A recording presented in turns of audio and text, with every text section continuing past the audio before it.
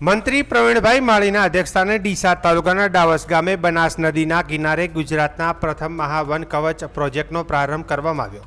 એક પેડ માં કે નામ 3.0 અભિયાન અંતર્ગત શરૂ થયેલા પ્રોજેક્ટમાં 120 એકર વિસ્તારમાં મિયાવાકી પદ્ધતિથી 2 લાખથી વધુ વૃક્ષોનું વાવેતર કરવામાં આવશે। પ્રથમ તબક્કામાં 25 જેટલી પ્રજાતિના 10,000 વૃક્ષો અને છોડનું વાવેતર કરવામાં આવ્યું। આ પ્રોજેક્ટ પર્યાવરણ સંરક્ષણ, જૈવ વિવિધતા અને ઇકો ટુરિઝમ અને ગ્રામ્ય વિકાસને પ્રોત્સાહન આપશે। મંત્રીએ જણાવ્યું કે રાજ્યમાં 12,000 એકર વિસ્તારમાં વૃક્ષારોપણનું અભિયાન ચલાવવામાં આવશે અને ટ્રી કટિંગ નહીં ટ્રી પ્લાન્ટેશનના સંકલ્પ સાથે હરિયાળું ગુજરાત બનાવવાનો પ્રયાસ કરવામાં આવશે। કાર્યક્રમમાં જિલ્લા પંચાયતના પ્રમુખ વસંતભાઈ પુરોહિત, પૂર્વ સાંસદ દિનેશભાઈ અનાવડિયા, કીર્તિસિંહ વાઘેલા, વન વિભાગના અધિકારીઓ, જનપ્રતિનિધિઓ અને મોટી સંખ્યામાં નાગરિકોએ હાજરી આપી વૃક્ષારોપણમાં ભાગ લીધો હતો।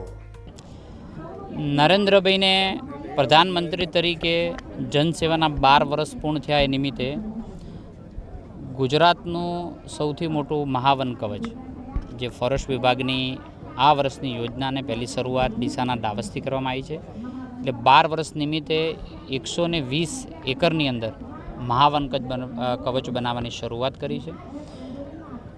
અનેક પ્રકારની થીમો સાથેનું ગુજરાતની થીમ હોય, અલગ અલગ ગુજરાત રાજ્યની જે સ્પીસીસો છે એ ચાહે કચ્છની હોય, ઉત્તર ગુજરાતની હોય, દક્ષિણ ગુજરાતની હોય, મધ્ય ગુજરાતની હોય, એમાં જે થતી સ્પીસીસોને પણ એક જગ્યાએ જોઈ શકાય, એજ્યુકેટ થઈ શકે એ માટેનું આ મહાવન કવચની શરૂઆત આજે ડીસાના ડાવસ ખાતેથી થઈ છે।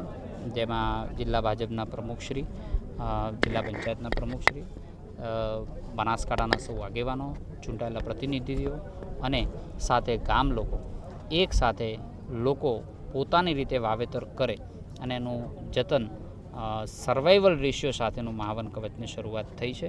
હું આ તબક્કે માનનીય મુખ્યમંત્રી સાહેબનો વિશેષ રૂપે આભાર વ્યક્ત કરીશ કે જેમના નેતૃત્વની અંદર હરિયાળું ગુજરાત બનાવવાની અંદર અને સર્વાઈવલ રેશિયો સાથે પ્લાન્ટેશન કરવાનું કામનું આયોજન થયું છે અને આવનારા સમયમાં આ વિસ્તાર બનાસકાંઠાનું ઓક્સિજન પાર્ક બને તે દિશાની અંદર આગળ વધી રહ્યા છે।